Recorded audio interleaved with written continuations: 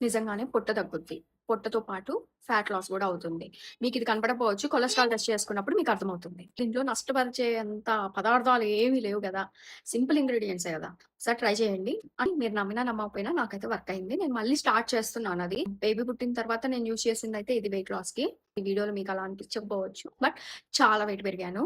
అందుకని మళ్ళీ స్టార్ట్ చేస్తున్నాను ఇది యూజ్ చేయడము. సో, ఎలాగో నేను పౌడర్ చేసి పెట్టుకుంటున్నా గదా! స్టార్ట్ చేశా గదా! మీకు గూడా యూజ్ అవుతుందని ఈ వీడియోలో నేను మీకు ఎక్స్‌ప్లెయిన్ చేస్తూ చూపిస్తున్నాను. అంతే. ఇది 2 మెథడ్స్ అనమాట. ఒకటి ఇలా పౌడర్ చేసుకొని వాడడం లేదా డైరెక్ట్ వాడొచ్చు. దీంట్లో ఏమేమి ఇంగ్రీడియెంట్స్ వాడాను ఏంటి అనేది కింద వీడియో కనిపిస్తుంటది. చూస్తే అర్థమవుతుంది. అండ్ నేను కూడా ఎక్స్‌ప్లెయిన్ చేస్తుంటాను.